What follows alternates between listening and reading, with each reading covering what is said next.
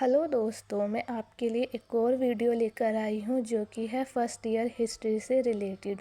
और ये बुक है MHI 04 पे। हमारा टॉपिक है दिल्ली सल्तनत का केंद्रीय प्रशासन।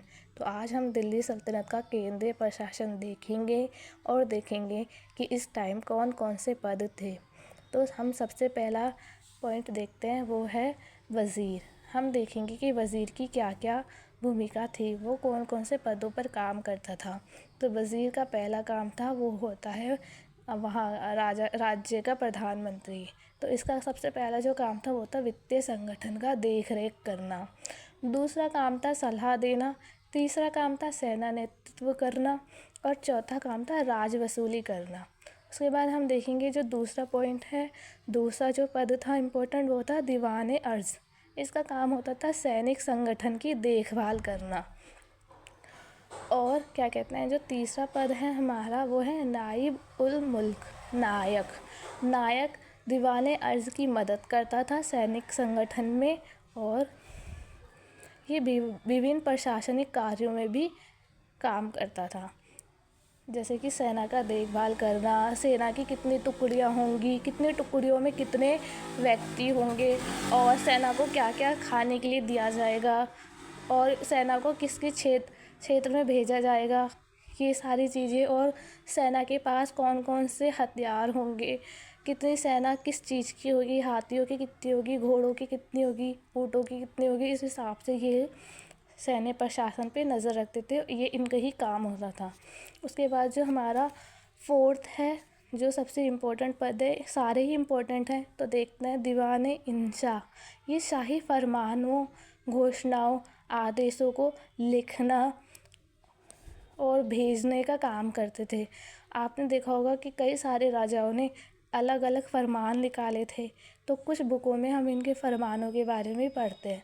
और जो घोषणा की जाती थी या संदेश लिखा जाता था जो एक जगह से दूसरी जगह जाता था, वो सारे काम यही करते थे।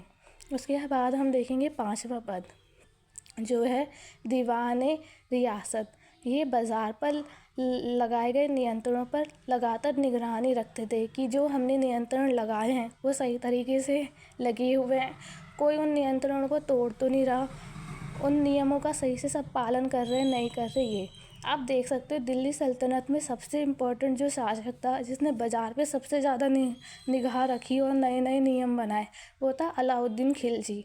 आपको पता होगा कि नाप तोल की जांच पड़ताल करना भी, और कितना हिसाब से चीज़ें देनी है, ये सब आप देख सकते हैं।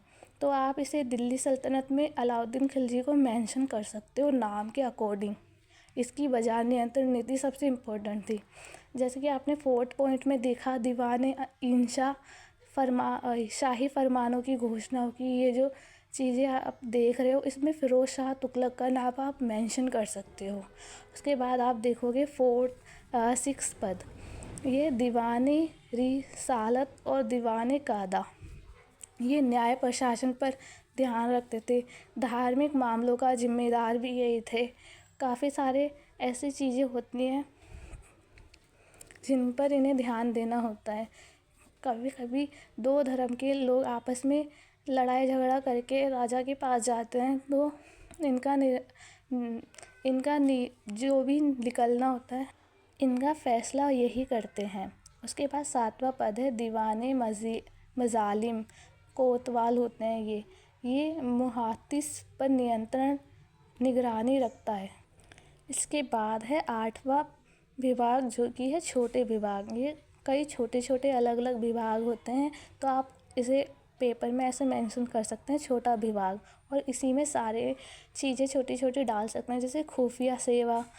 कई लोग होते हैं जो खुफिया सेवा देते हैं, और गुप्तचर होते हैं, वो खुफिया गुप्तचर होते हैं, वो सब आप इसमें मेंशन कर सकते हो। राज परिवार भी आप इसमें मेंशन कर सकते हो, दरबारी भी आप इसमें मेंशन कर सकते हो। और जो शाही अंगरक्षक होते हैं, जो राजा या राजा के परिवार का अंगरक्षक होते हैं, जो उनकी वो सुरक्षा प्रदान करते हैं, उन सबको भी आप इसमें मेंशन कर सकते हो।